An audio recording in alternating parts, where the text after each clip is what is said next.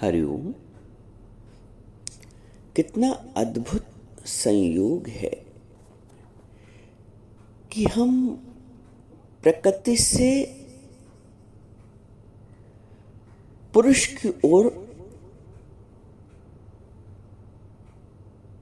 आकर्षित हो सकते हैं, होते नहीं हैं। हम जीवन भर प्रकृति के आकर्षण में पड़े रहते हैं।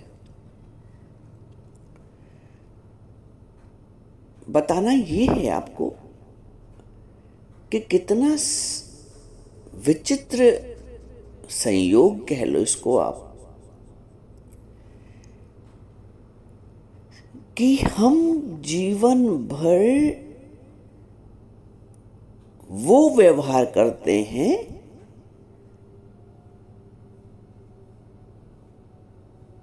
जिसके मूल में परमार्थ छिपा होता है।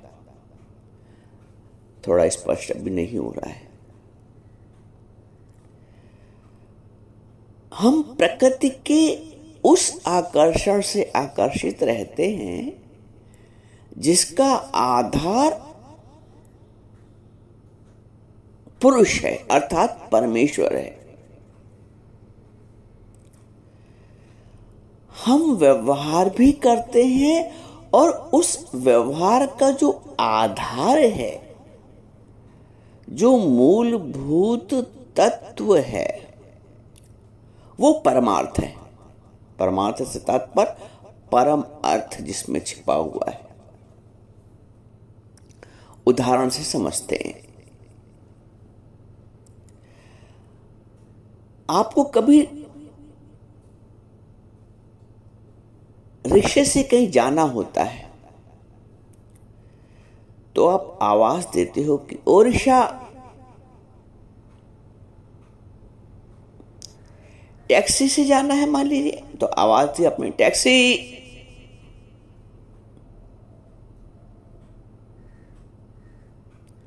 आपने बुलाया, रिक्शे को आवाज लगाई, लेकिन आया रिक्शा वाला। आवाज लगा रहे हैं, ए रिक्शा। आया कौन? रिक्शा तो जड़ है। भले ही हमने जड़ को आवाज लगाई, जड़ में तो सामर्थ्य नहीं। रिक्शा कैसे अपने आप आ जाएगा?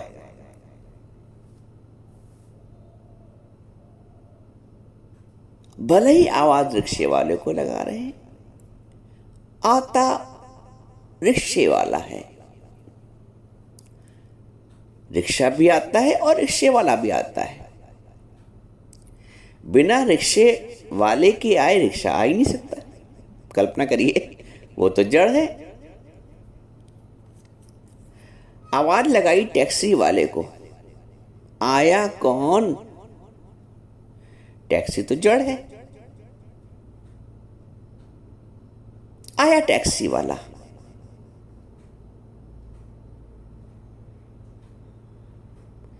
रिक्शे वाले को बुलाते क्यों नहीं? एक प्रश्न यहाँ पर उठता है कि हम फिर रिक्शे वाले को डायरेक्टली क्यों नहीं बुला लेते हैं? क्योंकि रिक्शे वाले से हमारा परिचय नहीं होता है, हम जानते ही नहीं उसके नाम को। जानते होंगे तो नाम लेके भी बुला लेंगे, लेकिन क्योंकि जानते नहीं है इसलिए रिक्शा वाले को बुलाना होता है तो आवाज लगाते हैं, रिक्शा। चूंकि टैक्सी वाले का नाम जानते नहीं है इसलिए बुलाते हैं, टैक्सी। व्यवहार क्या हो रहा है और व्यवहार में परमार्थ क्या छिपा हुआ, ये समझने वाली बात है। व्यवहार को व्यवहार के दृष्टिकोण से देखेंगे तो व्यवहार में रस नहीं है, सूखापन है, प्रेम नहीं है, भाव नहीं है, क्योंकि उसमें परमार्थ अभी स्पष्ट नहीं हुआ है।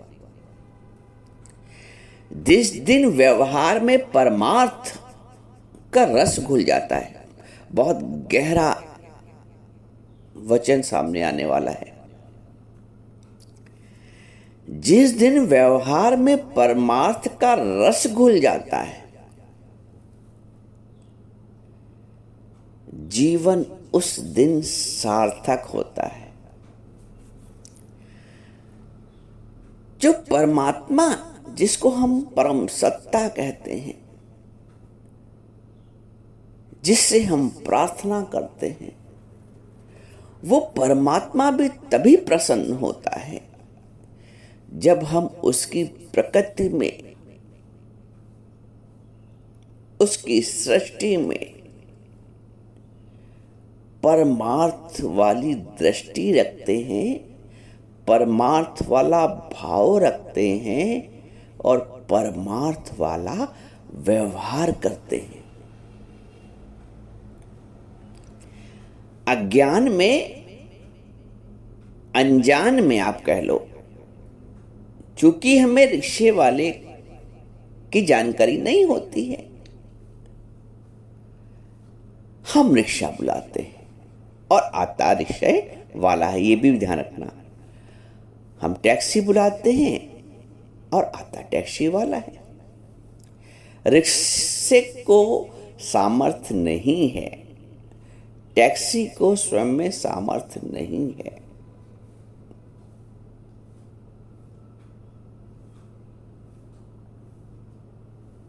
ये है व्यवहार, और जीवन भर हम यही व्यवहार क्या करते हैं।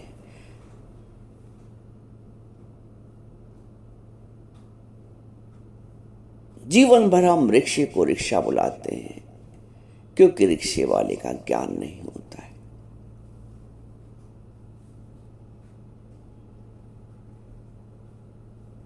जीवन भर हम व्यक्ति, शरीर, क्योंकि शरीर को जानते हैं ना,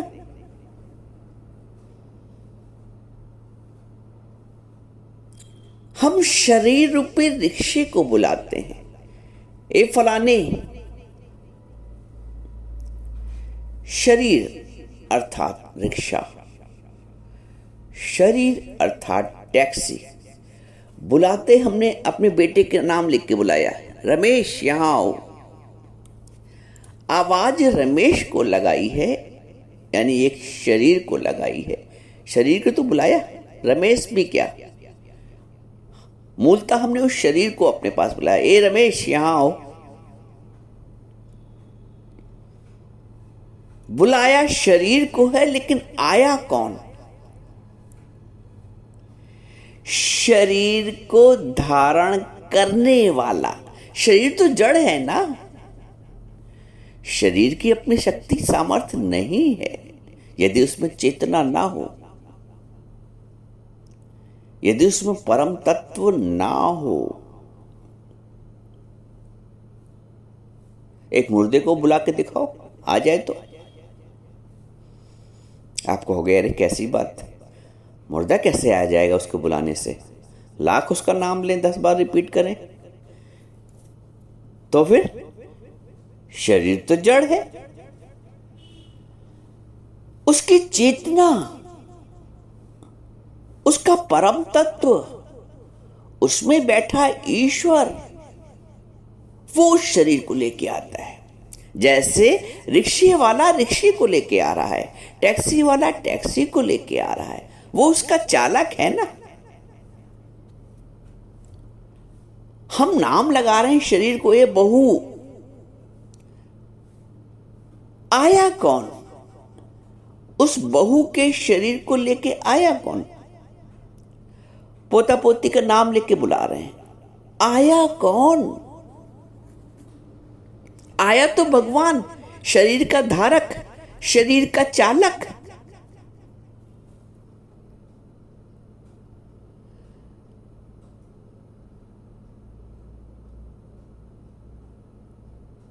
अज्ञान में हम सिर्फ रिक्शे में अटक के रह जाते हैं, कभी रिक्शे वाले से परिचय नहीं ले पाते, क्योंकि हमको जरूरत नहीं समझते। भाई रिक्शे वाले को परिचय लेके क्या करें, हमको रिक्शे से काम है। और ये सत्य भी लगता, सही भी लगता है। लेकिन यहां हम जिसको आध्यात्मिक दृष्टि से देखते हैं, कृष्ण की दिव्य दृष्टि से देखते हैं, तो लगता है कि वास्तव में शरीर में क्या सामर्थ्य, क्या शरीर के पास कोई ऐसी सत्ता है चेतन?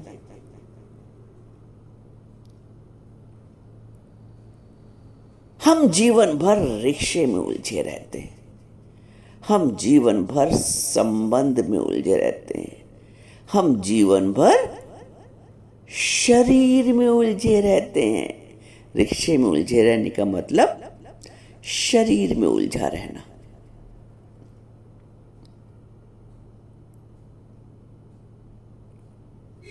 हमारी वो जो दिव्य दृष्टि जो कृष्ण हमें देना चाहते हैं, जो गुरु हमें देना चाहता है, वो रिक्शे वाले की दृष्टि है, वो दिव्य दृष्टि है कि भले ही हम बहू को आवाज लगा रहे हैं, लेकिन आया तो मेरा परमात्मा। भले ही हम बेटे को आवाज लगा रहे हैं, पुत्र को आवाज दे रहे हैं, पुत्री की आवाज दे रहे हैं, आया कौन? जो ज्ञानी है, जो तत्व दृष्टा है, वो देखता है आवाज भले ही नाम रूप की लगाई हो, आया तो मेरा परमात्मा है। शरीर तो आ नहीं सकता है, शरीर तो जड़ है। रिक्शा तो स्वयं आ नहीं सकता कि आवाज लगाई। कभी कभी ऐसा भी होता होगा, आपने देखा होगा, रिक्शे कई खड़े हैं, रिक्शे वाला वहां पे नहीं होता है, तो आवाज लगा दो रिक्शे को, क्या रिक्शा स्वयं चल के आ जाएगा? आएगा तभी जब वो रिक्शे वाला वहां पे आएगा और वो सुन लेगा।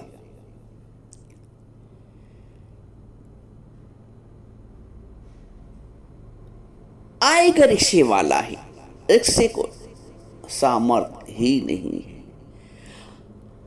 आएगा परमात्मा ही, भगवान जिसे कहते हो। ज्ञानी की तत्व दृष्टि होती है, वो कहता है आया तो मेरा भगवान ही, शरीर को कहां सामर्थ्य है।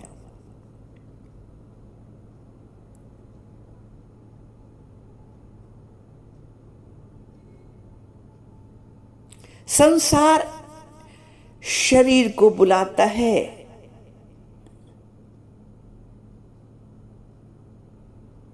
शरीरी को नहीं देखता है।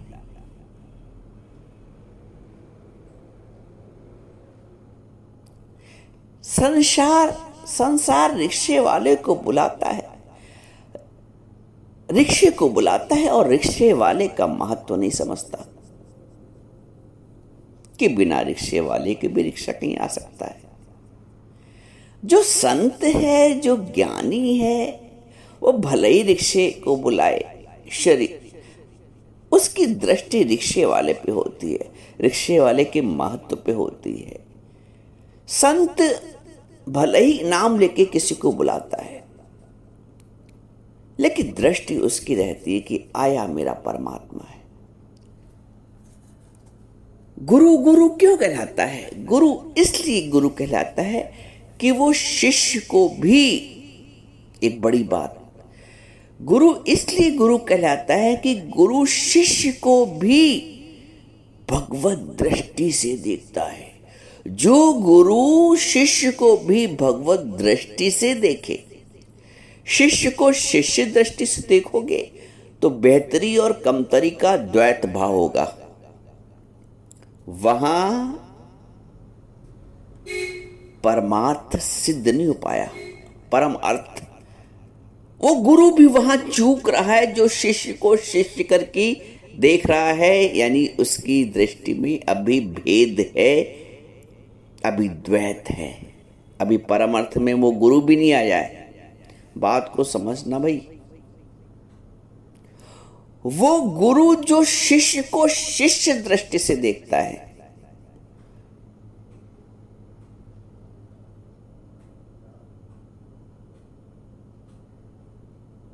उसको भी अभी परम शिखर पे पहुंचना शेष है।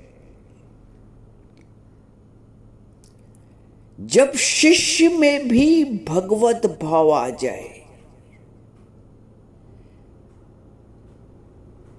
कि आया तो मेरा भगवान ही है, भले ही ऊपर से उसको शिष्य का नाम दिया गया है। एक बहुत गहरी बात है जो आपको पकड़ में आनी चाहिए। भले ही शिष्य का नाम दिया गया है, लेकिन उसमें चेतना किसकी है, चैतन्य शक्ति किसकी है जो उसको मेरे समीप ला रही है? वो तो भगवत स्वरूप है ना। नाम कुछ भी बुला लिया जाए, ज्ञानी की दृष्टि तत्व पे रहती है, उस रिक्शे के चालक पे रहती है, उसके वाहक पे रहती है। ये जो वाहक है ना, ये जो प्राण शक्ति है, चेतना शक्ति है,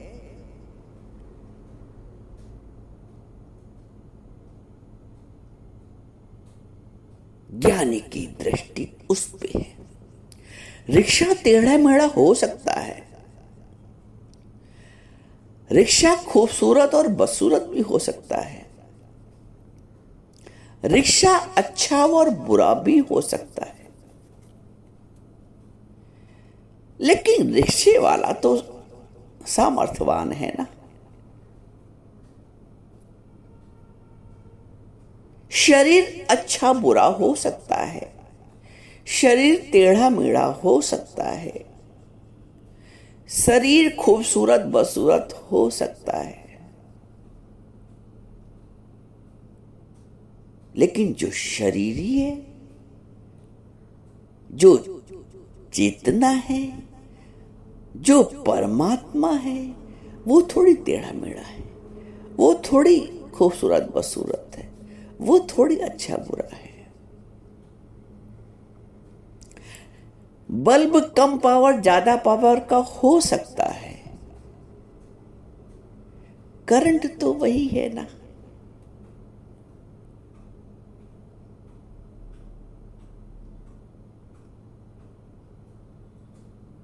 गाड़ी छोटी बड़ी हो सकती है, दो पहिए को भी वही पेट्रोल चलाएगा और चार पहिए को और आठ पहिए वाली गाड़ी को भी, बड़े बड़े ट्रक को भी।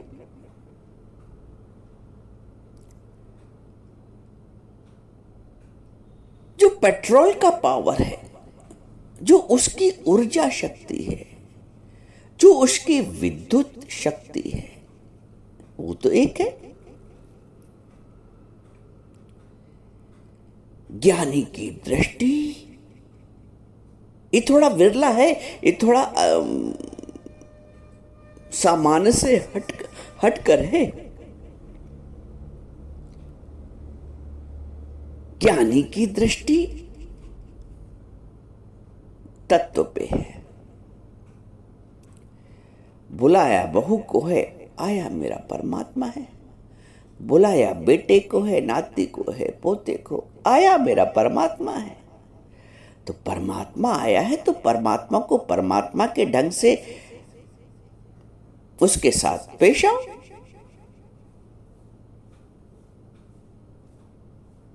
रिक्शे वाले को बुला, ए रिक्शा, आया रिक्शे वाला। और तुम रिक्शे वाले से बात भी करते हो, रिक्शे से थोड़ी बात करते हो, बात किससे करते हो? रिक्शे वाले से। ए भैया मुझे यहां छोड़ दो, ए भैया मुझे यहां ले चलो।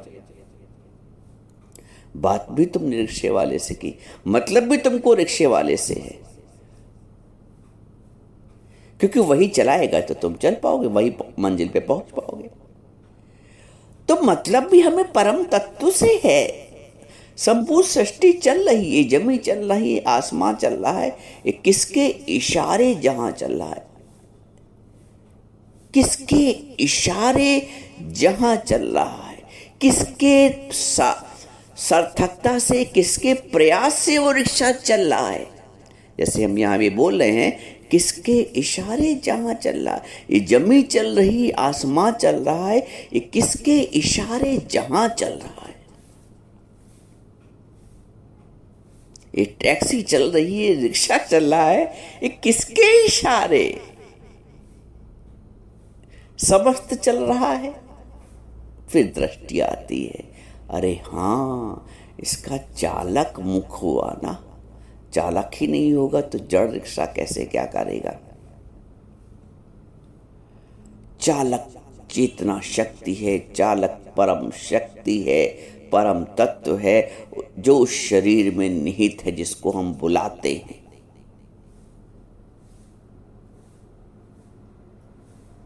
जब हम परम दृष्टि रखेंगे, जिसे दिव्य दृष्टि कहते हैं भगवान कृष्ण अर्जुन से, जब हम दिव्य दृष्टि रखेंगे कि दिख भले ही रिक्शा रहा है, लेकिन है उसका तत्व मूल रिक्शे वाला। दिख भले ही शरीर रहे हों, लेकिन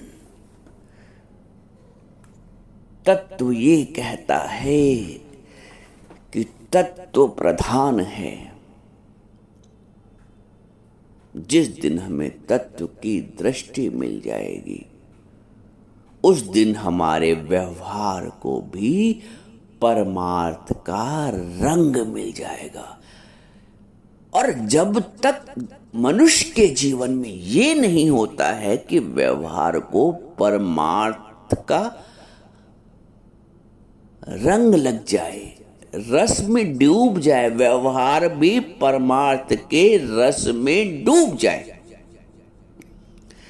व्यवहार तो पशु भी कर रहा है, वो भी भोजन खा रहा है, वो भी जन्म दे रहा है, संतान उत्पत्ति कर रहा है, वो भी चिड़िया भी अपने बच्चे को दाना ला ला के खिला रही है, उद्यम कर रही है ना। चिड़िया भी उद्यम कर रही है, चींटी भी उद्यम कर रही है। तो व्यवहार तो वो सब भी कर रहे हैं, पशु पक्षी कीट मकोड़े। और यदि मनुष्य भी सारा जीवन व्यवहार में ही वर्तता रहा, एक गहरी बात है, तो फिर मनुष्य और पशु पक्षी कीट पतंगे में क्या भेद रहा, क्या श्रेष्ठता रही। श्रेष्ठ मनुष्य तभी होगा जब अपने व्यवहार को परमार्थ का रंग लगा देगा।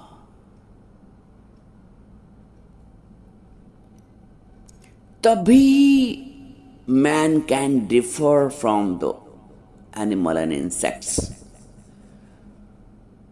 एक आदमी तभी श्रेष्ठ सिद्ध होगा, एक मनुष्य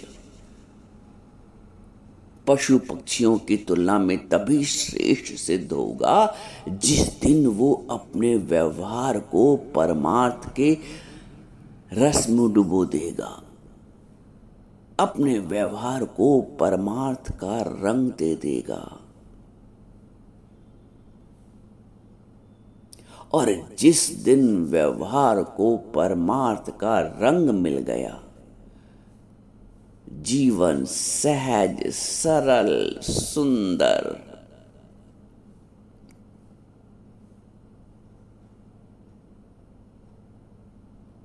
आप मंदिर जाते हो या घर में ही मंदिर, सबके घर में मंदिर है, घर में भगवान की पूजा आरती करते हो, भोग लगाते हो, वस्त्र पहनाते हो, बदलते हो, स्नान कराते हो, सब कुछ करते हो ना। लेकिन कभी बदले में चाहते नहीं हो कि आज मैं भगवान को स्नान करा रहा हूं या करा रही हूं तो भगवान भी हमको स्नान कराए। हम भगवान को अच्छे अच्छे पदार्थ, भोज्य पदार्थ और मेवा मिष्ठान फल खिला रहे, तो भगवान भी कम से कम हमको खिलाएं बैठा के। नहीं तुम बदले में मांगते हो, क्योंकि भगवान है ना, भगवान की भगवत दृष्टि रही है ना। लेकिन मनुष्य के साथ हम करके 11 दे के 21 चाहते हैं।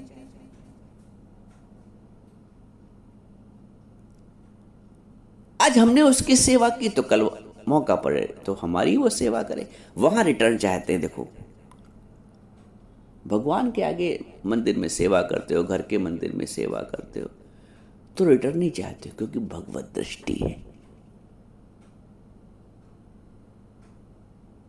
जब भगवत दृष्टि आ जाएगी ना, जैसे कहते हैं परमार्थ का रंग, तो तुम सारा व्यवहार करोगे भी और रिटर्न में कुछ चाहोगे नहीं। 11 देकर 21 की कामना नहीं करोगे। एक टाइम भोजन किसी को करा के 2 टाइम उससे नहीं कहोगे वो भी बहू भी तो हमको सेक के खिलाए। हम ठीक है, जितना शरीर से तुम्हारे हो रहा है करते रहो। एक टाइम करके 2 टाइम कराने की इच्छा मत रखो। ये व्यवहार है। एक टाइम करके 2 टाइम कराने की इच्छा व्यवहार है।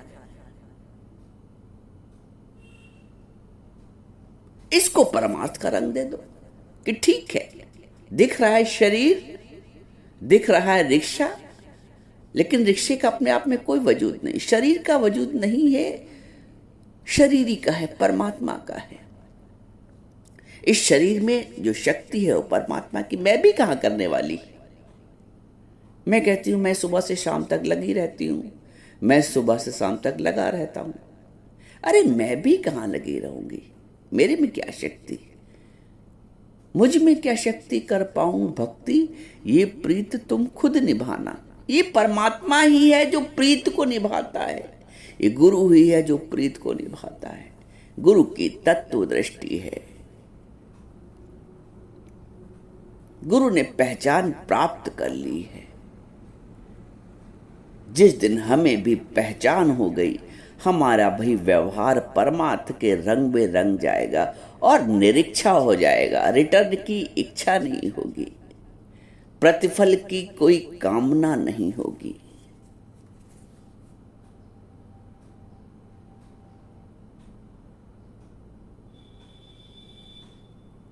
तुम्हारा व्यवहार इतना शुद्ध हो जाएगा, परिष्कृत हो जाएगा।